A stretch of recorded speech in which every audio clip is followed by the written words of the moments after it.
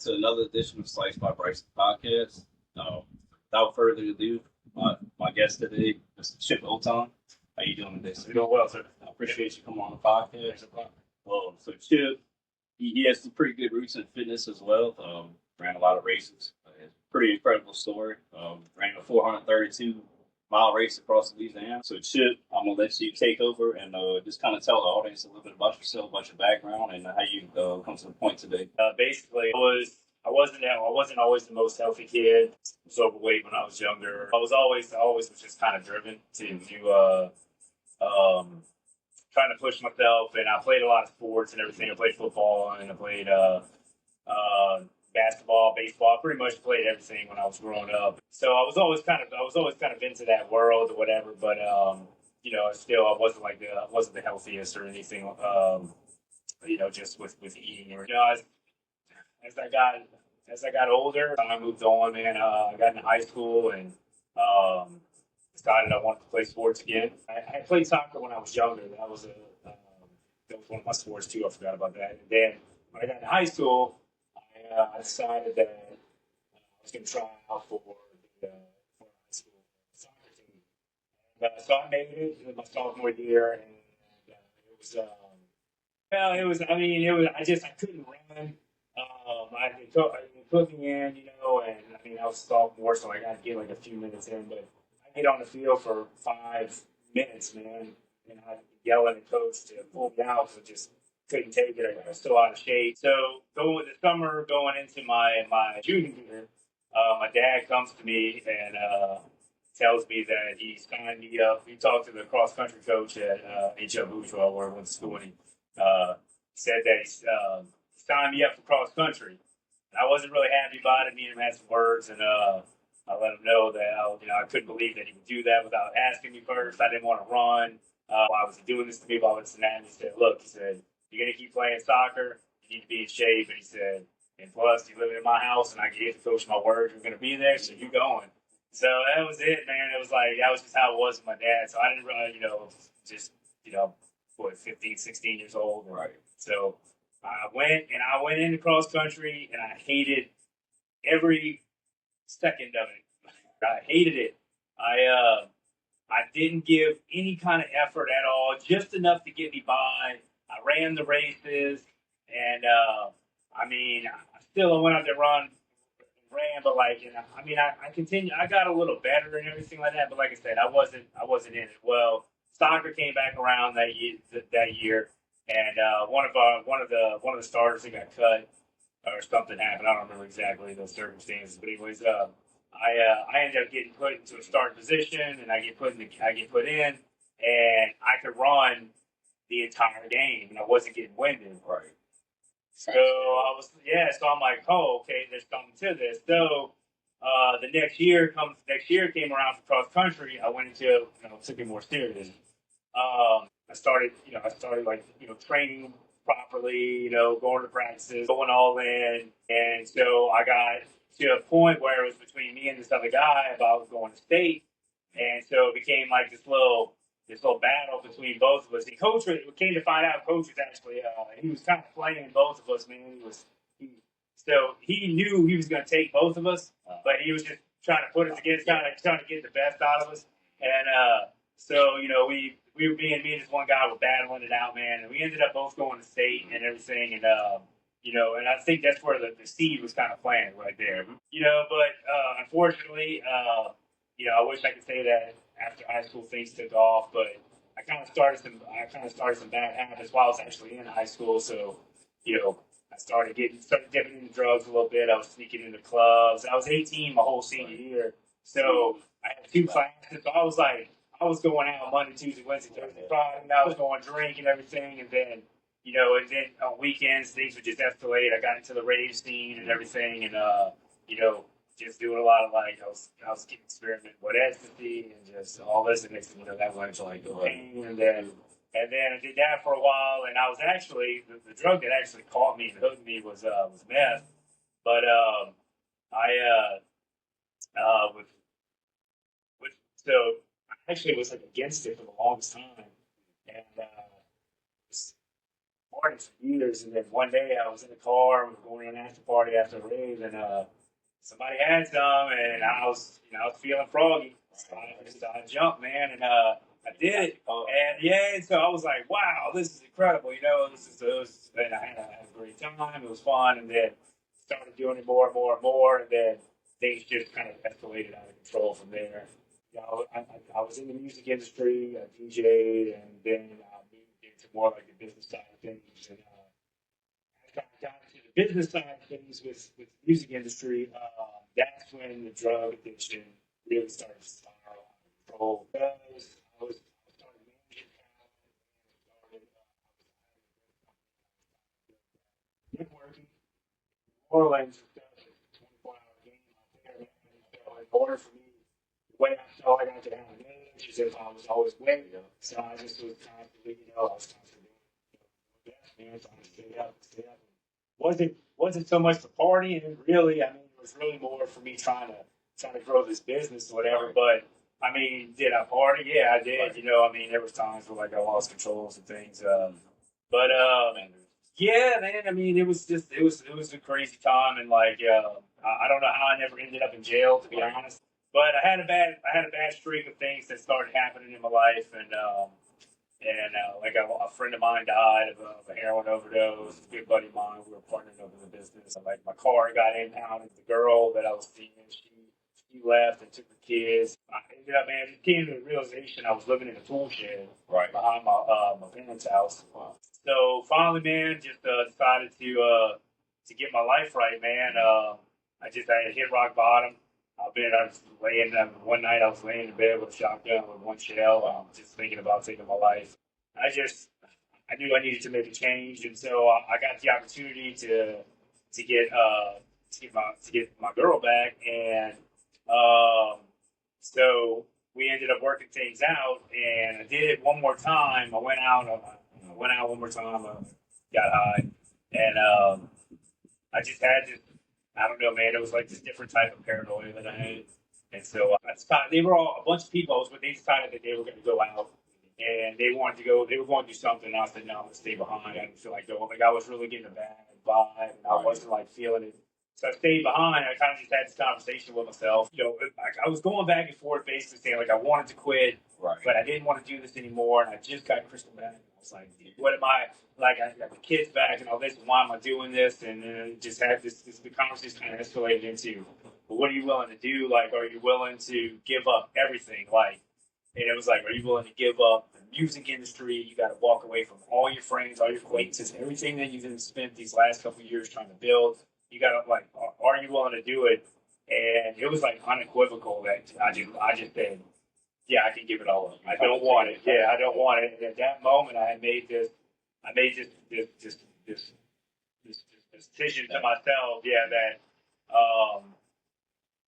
I wasn't ever going to do it again. So I took the rest of the drugs I had and threw them out, and that was it, man. I just went and self-rehabilitated myself, and from there, just started kind of rebuilding my life. Right. Yeah, that's incredible. Ran a 432-mile race across Louisiana. That's incredible in itself. Yep.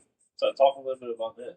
So that sends off everything, So what that marked was my 10 years sobriety from meth addiction, and I had been running for years. Once I cleaned my life up, man, I tried to rebuild my relationship with my dad, and then unfortunately, like he got cancer, like not long after I cleaned my life up. He passed away shortly after.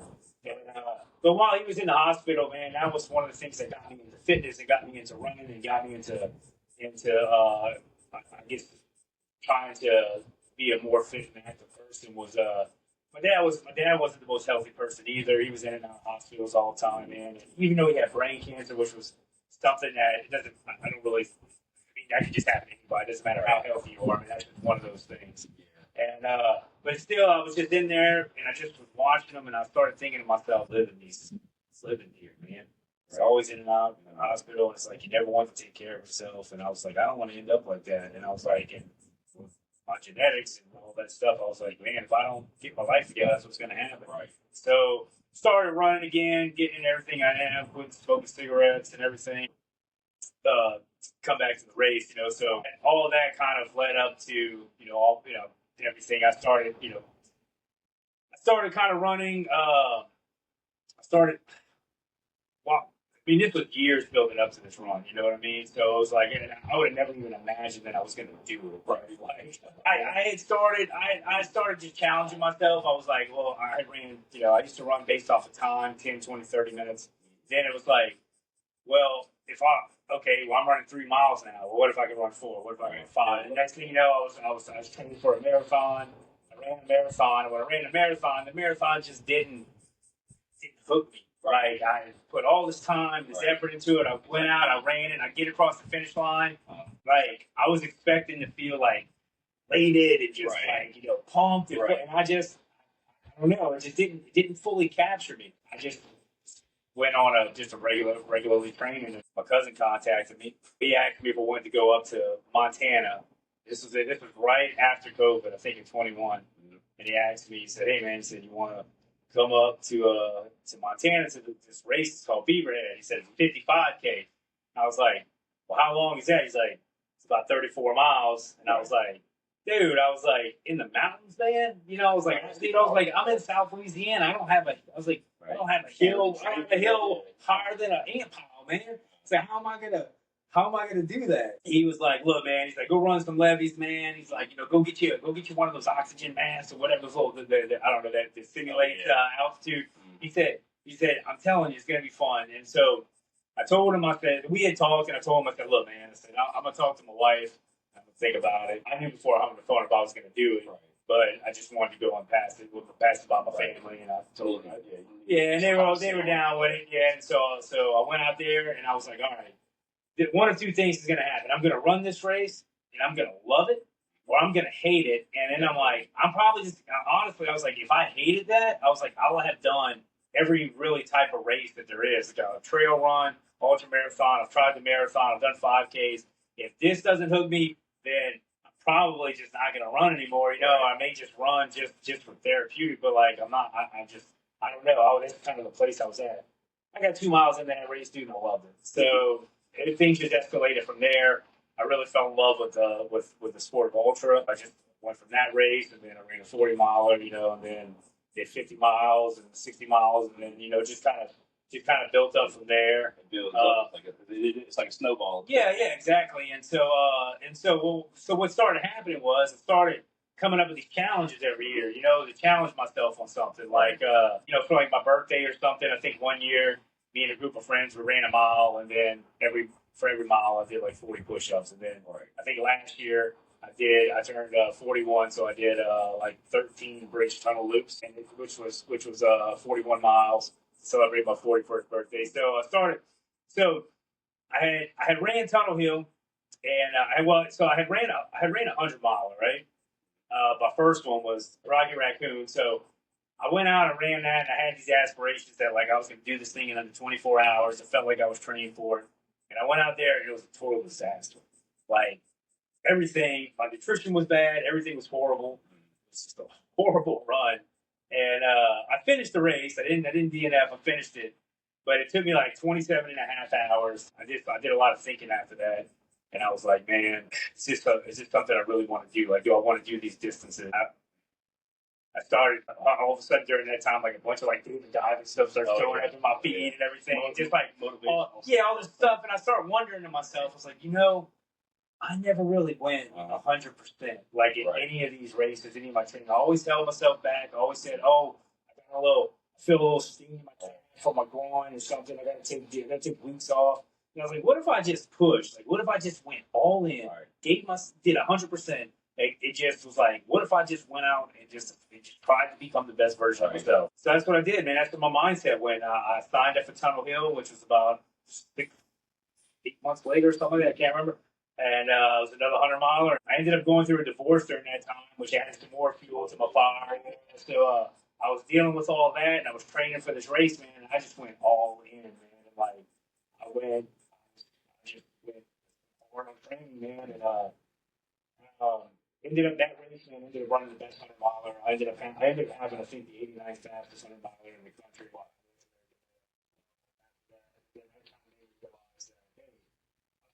to this. In the midst of that, I had won my first race too. I had won a 40-mile race. I ran some races in Tennessee because I was out there for work, and I won one race. I came in like fifth on like this trail half marathon, and that it just all started boosting my confidence. Right.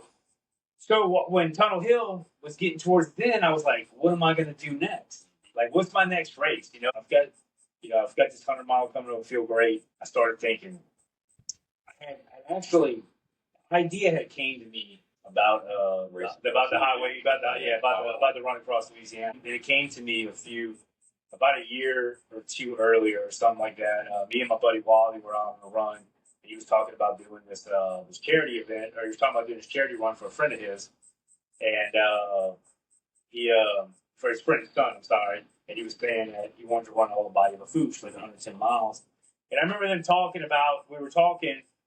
Me, him, and another guy were saying what would be the better highway to run? Would it be Highway 1 or would it be 308? And in that time, I started thinking, I wonder what the longest highway in Louisiana is. So I went to look it up, and sure enough, it just happened to be Highway 1. So I mapped the whole thing out on Strava routes. I mapped it out, and I was like, I saw the mileage, and I was like, dang, okay. And I started looking into it, and I was like, I don't know if I'm going to all right. So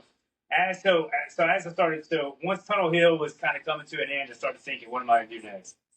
And it hit me. I was like, man, my 10 years of sobriety is coming up. What if I do Highway 1? What if I do that run? Am I ready for it? And I was like, all right. It's like, yeah, I'm motivated. I was like, I'm in a good place fitness wise. And I was like, I can take a little bit of time off after this 100-miler, and I can just jump right into it. I'm already kind of ahead. But I was like, the only way I was going to do it was if Wally and Nikki were going to join up, because they had crewed me for a bunch of races, and I was like, I wasn't going to do it without them. Like they were, So I went. I sent Wally a text, and I said, hey man, I got this crazy idea. And I said, I want to talk to you and Nikki about it. I said, we can talk. Scheduled a date. I went to dinner at their house, and I pitched it to them, and they were like, "Oh, they're like, when we doing it?" So they're like, we're ready. So that was my confirmation that it was the right thing to do. I waited a little while to announce and everything, and then went about a half a year or so, and was right when I was getting into my peak training. I decided I was going to announce it.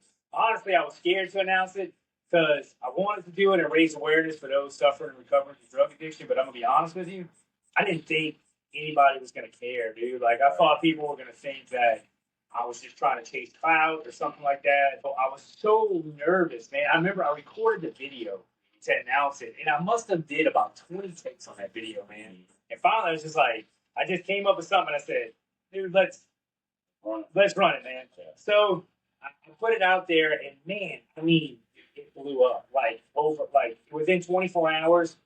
It went viral. I was getting contacted by the Houma Times. Like, it was just insane. And I was like, oh my God, like people actually care about this. So then I went and I got Sarah, Seeking Action, Raising Awareness and Hope. That's the nonprofit that I worked with. I went and teamed up with them, and started just trying to raise awareness and raise money for them, and everything. And that's kind of how it all came about, man. It just wasn't really a race. Yeah. How was that? Yeah, that was a journey in itself, man. Like, So you started down to where like gold medal and then went all the way up? No, I started north and came south. Yeah. Yeah. So where we started at Texarkana border. Okay. So there's like a geographical marker there, and it's where the three states line up. And I think it's Odessa or something. I think that's a little town. It's about an hour and a half northwest of about an hour and a half drive northwest of Shreveport. Okay. So we started there, and just kind of made my way, diagonal across the state. Yeah, from there. I tell you, man, we battled some obstacles, man. Leading up to it, I had a lot of things happen, man. I had pulled my quad muscle, which wasn't too bad. I'd much rather have a muscle injury than a tendon injury, So that was I ended up hooking up with right over there, Evolve rehab. I got with Blake and got with Blake and them, and man, we Got you right. yeah, and it got me right, man, and I stayed with them. You know, it was after that though, man. It was just some we had some training plans, like a hurricane almost ended that. I got summoned to jury duty, and then I got selected to be on the jury in the middle of training, which was crazy, man. My work schedule was nuts, dude. Like I was luckily I was able to find work and keep me local, but like man, dude, to get my training and my mileage in and everything and make it to work and be there. You know, I had to work an hour and a half away every day, so I had a 3 hour drive a day on top of like trying to train. It was just nuts, man. We were going to get the RV on the when I was the night before or something. I don't know. I must have ran over a bolt. It was a 3/4 inch bolt in my tire. So we almost. It was a it was a pain. Well, it was a pain in the butt to get the tire and everything. We were late to get the RV, and the guy was going to like Orlando or something. We just made it, man. It was crazy. Then during the run, man. Oh my god, dude! Like How many days did it take? 6 days, 22 hours, and 23 minutes. That was the run, yeah. So Y'all run the entire day, or? yeah, pretty much. So the initial plan was actually to run 15 hours a day. You know, and that's run walking or whatever we call it a run, but it's like with the FKT. Yeah, it was an FKT attempt. You know, it's just however fast you can get it done. So it doesn't matter if you run it or the whole time or you walk it. It's just you want to get it. So so yeah, the initial plan was 15 hours, and we went through that. So my first day was actually a really good day. I think I ended up knocking out like 72 or 75 miles that day or something, and like I felt really good, like really good, and like I knew I was probably moving a little bit faster. I didn't feel like it was draining me too much. I didn't feel like I was hurting too much. I didn't feel like I was overexerting myself, but I got to a point where I was like, I started thinking about it during the run, and I was like, you know what, 15 hours isn't gonna work. I was like, I'm not gonna have enough time to get the RV to a spot to go to sleep, and then like eat, have enough time to recover, shower up, and everything. I was like, I'm not gonna be able to get enough sleep. So I cut it at like 13 hours that day. So the runs ended up being anywhere from I think like 12 to 13, 14 hours a day. Yeah, that's what we ended up doing. And we faced a bunch of challenges, man. You know what I mean? From extreme bloating, Weather. no, weather was fine, man. Weather was actually fantastic, bro. It was the best weather we could have had. Right. I mean, it was cold. It was some mornings it was freezing cold, but I'd rather run in that cold weather. Well, there was some points. Oh man, I think back to it, dude. It's I wish we had a bunch of time. I go into all the stories, man. It was sometimes the cold did get to me, man. There was an instance where we lost my gloves, and that was the one time like I had like a big temper tantrum. Like I kind of just lost it on everybody because of the gloves. And Nikki had tried to give me her gloves, and they were too tight. I couldn't grab my phone. I couldn't I couldn't open up my nutrition, and I was just so angry. And I thought my crew had lost my gloves, and it turns out that it was me who had left them in the pocket of one of my hoodies. And I thought about it, and I was like, hey, I called, hey, go check my hoodie. And that's sure enough, that's where my gloves were. And I apologize, everybody. I was like, but man, you're like 4 days into it, man, and like and I'm dealing with these. Everybody's exhausted. Yeah, we're all exhausted, dude. I mean, the crew is exhausted. Well, one of the third day or fourth day, I don't remember what it was. Dude, the door to the RV breaks. Right, it won't open. It locks itself, and they could not get it open. While the crew's going ahead of me every about 5-6 miles at this point, right? So they're ahead of me. They've got about an hour or so before I show up. So they're diligently trying to work on this door, and they can't get it open.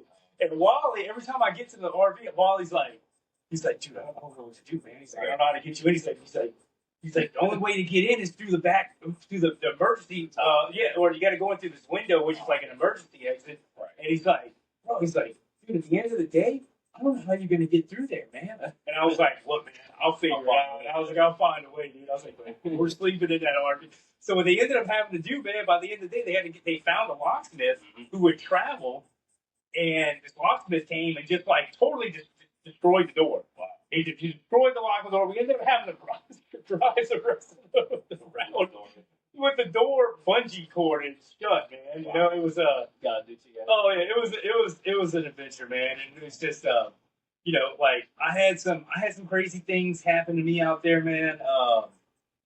I had I ended up getting like these night sweats, bro, and or these I don't even know if you want to call them that. I don't know what it was. It was these hot sweats or something, man. It was crazy, and I wasn't running a fever. I wasn't sick, but dude, I never dealt with this in my life, and man, I would get hot, and like I would finish the run, I'd go to bed, and it's 30 degrees out, 30 something degrees outside. I've got the AC in my back room on 63 degrees, bro.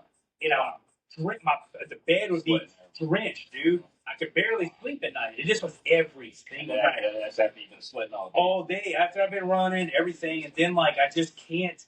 I mean, dude, and so I'm hot. I'm drenched in sweat. I can barely sleep, so I wasn't getting a lot of sleep while I was out there. And that, it just was draining the heck out of me, man. It was it was wild, man. It was crazy, man. Yeah, I mean, I look my crew, Steph, Lance, Wally, Nikki. My mom showed up out there with the kids, everybody, all of them.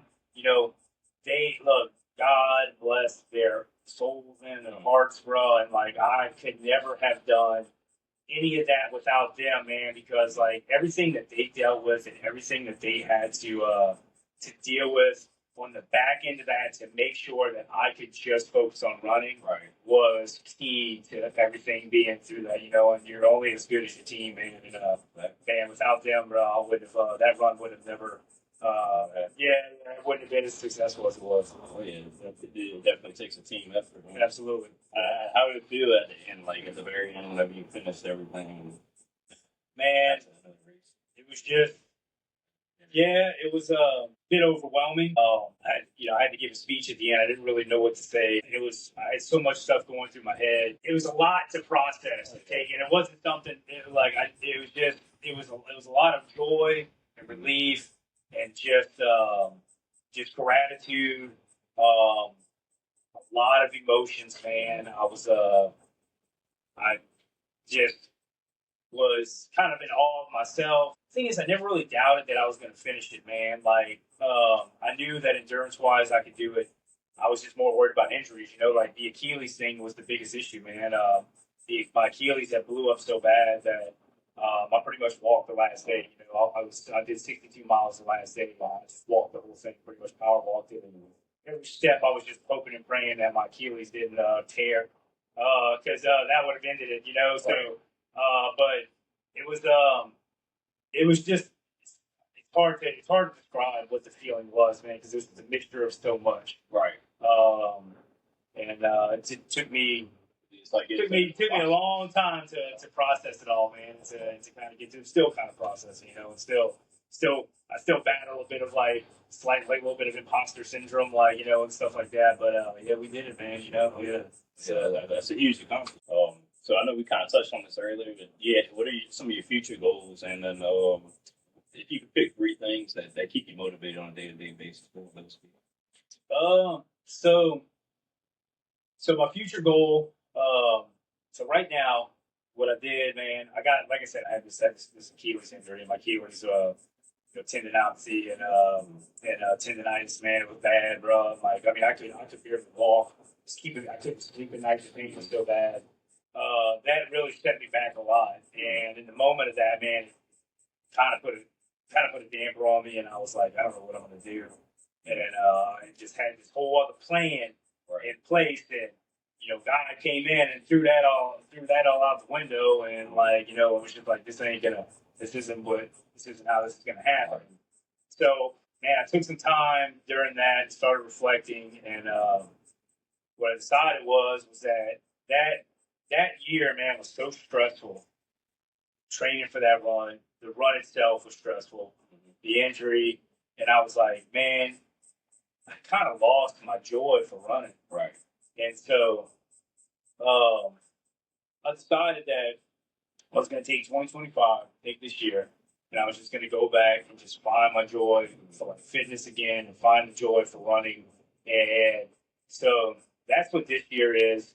I've done a lot of thinking about it, and you know, I'm pretty much set that I think what I'm going to do is I'm going to try and I'm trying to make this my these highways. I'm try to build off of this and make this a mission in my life.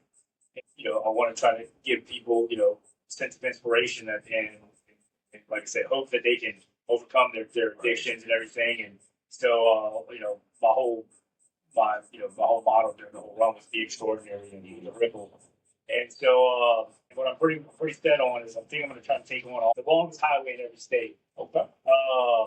So, and then I think that'll be like my life's work, man, because it's like not something I can just finish in a year. It's you can do a couple highways a year. Not all of them are 400 miles. Right. There are some long ones, and so I've been spending this year kind of just trying to figure that out because like it's it's like some of the highways. There's highways that run through a state, but it's not a state highway. Right. So like you might have like a U.S. highway, but that U.S. highway might be longer than the state highway. So which one do I want to run? Do I want to run the U.S. highway or do I want to run each state highway? So trying to just figure out those little things and trying to figure out what I want to do there. But that's pretty much it. And then my little side goal is to just keep running 100-mile qualifiers for Western States. For those that don't know what Western States is kind of like the Super Bowl of ultra marathons. It was like the first official 100-mile race in the country, and it's just grown into this into like the staple icon of the ultra community. But it's not easy to get into it. They only allow like 300 some people to run it, so you got to get in the lottery. And it's even said that you have better chances of getting accepted into Harvard than you do getting accepted into Western States. But your tickets grow exponentially as you qualify. So that's my goals is to really just qualify each year for Western States, eventually run that, and then at the same time try to just capitalize off of the Highway 1 run and just continue to spread the message, of hope. And that's kind of where I'm at. Maybe it'll change. I don't know, but that's where I'm set right now. But like I said, as of right now, my primary goal right now is just to a year where I just kind of refine the joy in all of this. And just get back to my roots of it all, man. Still take it serious because, like, I'm a competitive person, so I want to win. I want to be the best. I want to do. It's hard, but at the same time, like, I want to run some races and I just want to go out and have fun. I want to go out without a care in the world. I don't care what place I get. I don't care what happens. I want to do that kind of stuff. I don't want everything to always have to be so serious. But there are those times. So just trying to get back to that balance right now. That's what I'm kind of going with this year. And to your second part, 3 things that keep me motivated is, number 1 is just being a role model for my kids. It's knowing that, showing them that you don't give up. You keep pushing forward, you persevere, and that to give back to the community and to the world, and just try to inspire others and bring hope and joy, and just to be good leaders through that. So that's what keeps me going every day. My crazy work schedule, just trying to stay fit and everything, and just doing these big races and showing that you're going to accomplish some great things. So second thing would probably be to continue to raise hope, and inspire others. And I need to stay fit for that. I need to be able to be in shape to do these type of things and everything. And so that's another thing is like, I want to be at a position to where, and this is kind of the third thing too, is it falls into it is I always want to be in a position to where if something comes up and I need to utilize my endurance or my strength or whatever it is, then I want to be ready. Right. I want to be able to do it, And so that's kind of my 3 things right there, Oh yeah, that's a good one. So another question I have, I know when it comes to running long distance, walking long distance, your shoes play a big role in your overall performance. What's like your favorite running shoe? man. No. Yeah. A lot of people like Brooks. Yeah, so I started off in Brooks, man. That's so for me, man. I go through a bunch of shoes. So the best pair of shoes that I ever ran in, which are discontinued now, were the Saucony Endorphin Pro 3s. I absolutely love those shoes. I ran that that 100 mile that Tunnel Hill. I ran that race, and it's the fastest 100 mile done. I ran that thing in like 16 hours, and those shoes were the best. I am a big Saucony fan. I'm also a big fan of Asics. So a lot of people, like Hokas and stuff like that. I'm trying them and everything, but it's hard to really narrow it down to like a single one. If I had to choose right now, I've been running in my everyday kind of trainer that I've been in. Has been the A6 uh, No Blast 4, and they just came out with the fives, and I'm ready to get a pair of those. But I've absolutely loved those. That's been a good shoe for me. So, but that and a lot of the Endorphin brand from Saucony are probably my favorites. Do you like whenever you train? Do you have like a specific protocol that you follow? Running or weight training too?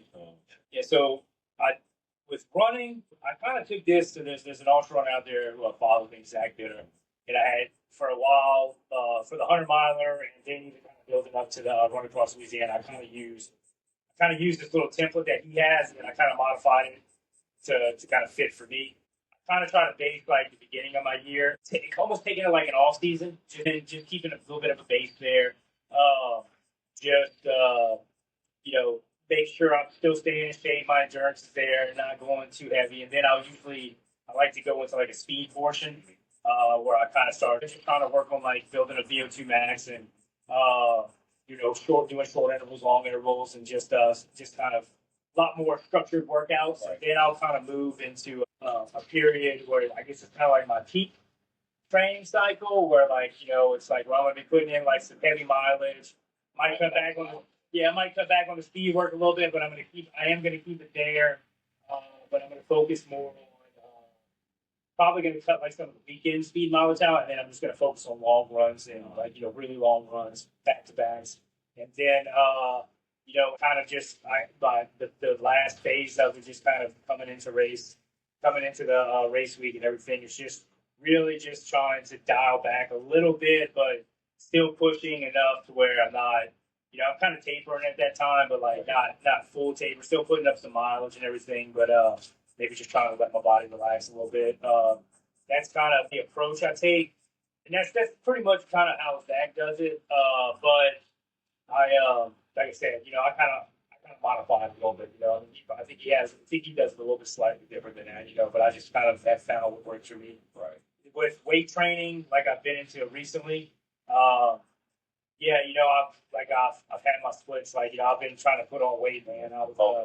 Yeah, dude. I was down to the lowest I got was 148 pounds, man. I was skinny, bro. I have a picture of it on my Instagram, and it shows me about a month out from the race, and then it shows me the day after and how bloated I had got. But it shows you too how skinny I got, dude. Like I was skin and bones, man. And so like I said, when you get injured and you going through these things, different. I couldn't run a lot, and I had to slowly get back. Once I even could start running, I couldn't just go out and start running heavy again, man, because I didn't want to blow my Achilles out, So I decided, I've never pulled before, I've never tried. So I said, I had this thing where I would not eat a lot of food. It was probably one of the things that hurt me in my run. With my training for the run last year was probably a poor nutrition approach that I took. So I said, what? I need to get over that. I'm tired of being hungry all the time. I'm tired of starving like I was on. So I said, let me try to bulk up. It took me a little while to get over that mental hump of eating a bunch of food. Right. But then I started eating, man, and I started putting on some muscle, man, and actually started seeing some results from it. And I was like, okay, man, this stuff works. I was like, just trust the process, man.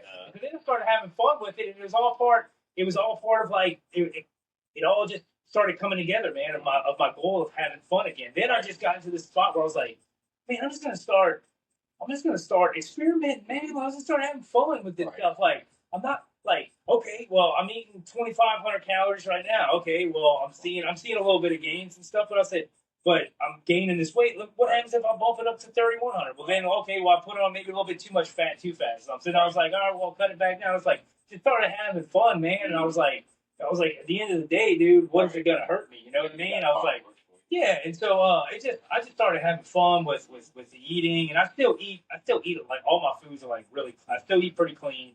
I follow like an 80-20, you know, and like I try to stay away from as much processed foods as possible. But I've actually kind of put that on hold a little bit just for my sanity, because like it was just like like literally it was just, man, I was so hard on myself and I beat myself up so much to get in my head because I feel like a failure or something if like I ate something that was like out of the norm, you know what I mean? If it wasn't like on my cheat day or something like that. And so I had to really like go to another extreme to kind of like flip my mind into being okay with eating again.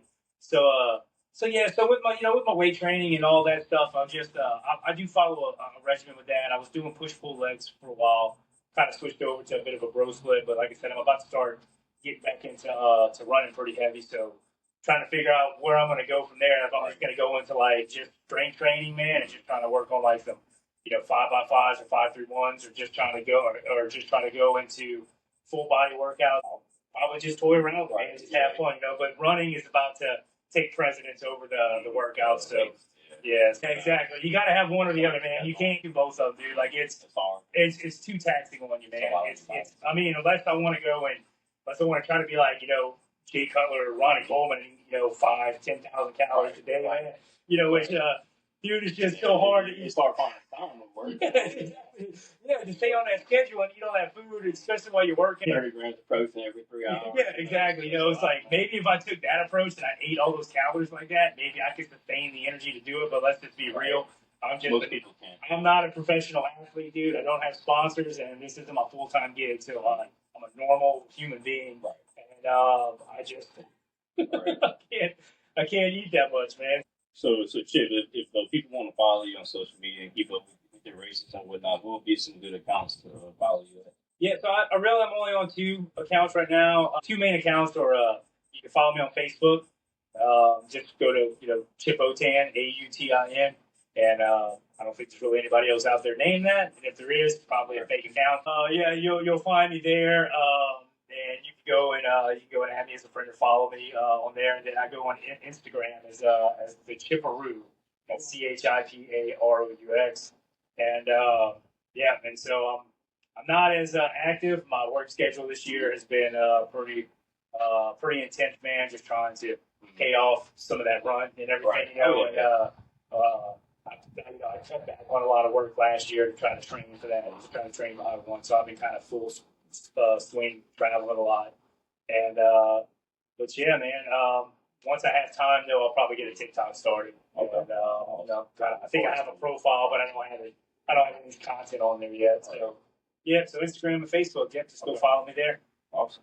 Yep. And Chip, do you have anything that you want to add that you want the audience to know? Just to relay the message. I'm not sure who's going to see this, or if you or if you know someone who's struggling with addiction, or who is or if you're yourself, or heck, if you're just in recovery too. It's not, you don't have to be an active addict. You could be an active recovery. And look, just like my thing was throughout the run across Louisiana is, be extraordinary and be the ripple. And basically what that means is you have it in you to go out and do extraordinary things with your life. And I promise you, you're meant to do extraordinary. You're meant to do something extraordinary. And the more you do that, the louder that you recover, and the more you're willing to push yourself, the more you're going to be able to influence others and be a ripple in their life. And even when you think that it's not, maybe you're not reaching somebody, you're probably reaching somebody. They're just not letting you know. You know what I mean? Just and if you're in active addiction right now, please just know that this isn't the end for you. And you can recover from this. You can come out of it, and you can do great things with your life. And trust me, there's plenty of people out there who have overcome it, who are doing amazing things. And, that's one of the things that'll help you is once you get out of it, you get into recovery and you're going through all the steps and you're going through that process, you're going to be able to you're going to be able to have. I believe you'll have a greater impact, and you'll be able to influence more people. By just kind of recovering loud. That doesn't mean you have to go run 432 miles across the state. There's different ways to do that. That's just the way that I chose to do it. I'm not saying you have to go and you just have to find what that loud is. You got to find it first. Exactly. You find it, and then you just do it big. You do it to an extraordinary level. And when you take it there, I promise you, not only are you going to be able to influence others, you're going to be able to help yourself because you're going to start becoming the best version of yourself. And then the more you push yourself and the more you set these big, lofty, huge goals and put these challenges in front of you, the less likely you're ever going to want to go back to the life you were living and go back to drugs because now you've got something bigger to go for. So you know that if I do meth again, or if I drink again, or if I do this, that all it's going to do is set me back and set me further away from the goal, or it's going to completely destroy the message that I've been trying to send, So, it's all there to help you. So go out, be extraordinary, be the ripple, and that's what I would like to close with. Yeah, you definitely hit the nail on the head right there, man. But yeah, I appreciate you coming on, brother. Yeah, Bryce, I appreciate you having me. Thank you. Yes, thank you, sir. Yeah, absolutely. All right, yeah. Have a good night. Thank you all for tuning in.